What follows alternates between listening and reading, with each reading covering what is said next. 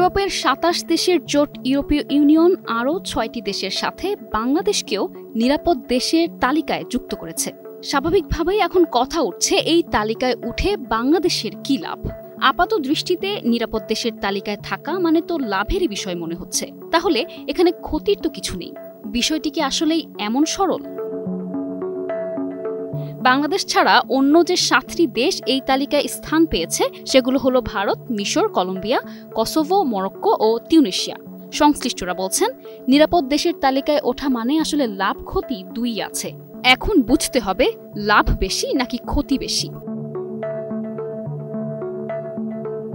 আন্তর্জাতিক সম্পর্ক বিশ্লেষকরা বলছেন, বাংলাদেশ এবার ইইউ এর অনিরাপদ দেশের তালিকা থেকে উত্তরণের ফলে দেশের আন্তর্জাতিক ভাবমূর্তির ইতিবাচক পরিবর্তনের স্বাদ পেয়েছে। সাধারণত সেসব দেশ থেকে মানুষদেরকে আশ্রয় দেয়া হয় যেসব দেশকে ইউরোপীয় ইউনিয়ন অনিরাপদ হিসেবে চিহ্নিত করে। অনিরাপদ তালিকায় থাকা কোনো দেশের জন্য সম্মানের নয়। এই দিক থেকে দেখলে বাংলাদেশের জন্য ভালোই হয়েছে, কিন্তু খারাপ দিক হলো এই তালিকাভুক্তি অভিবাসনে নেতিবাচক প্রভাব ফেলবে।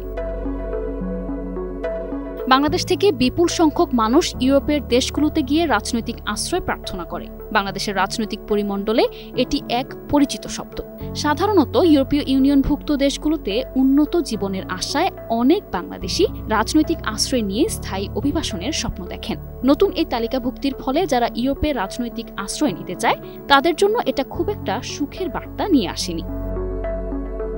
ইউরোপে এসব দেশের নাগরিকদের রাজনৈতিক আশ্রয় পাওয়ার প্রক্রিয়া আরও কঠিন হয়ে উঠবে। একই সঙ্গে এসব দেশের আশ্রয় প্রার্থীদের নিজ দেশে ফেরত পাঠানো হবে আগের চেয়ে সহজ ও দ্রুততর পদ্ধতিতে।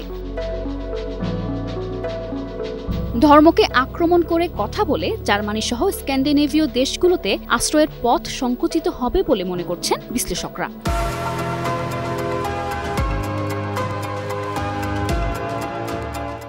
অতীতে এক শ্রেণীর বিতর্কিত লেখক ধর্মকে অবমাননা করে লেখালেখি করে নিজেকে অনিরাপদ প্রমাণ করার মাধ্যমে বিদেশে আশ্রয় নেয়ার অভিযোগ আছে।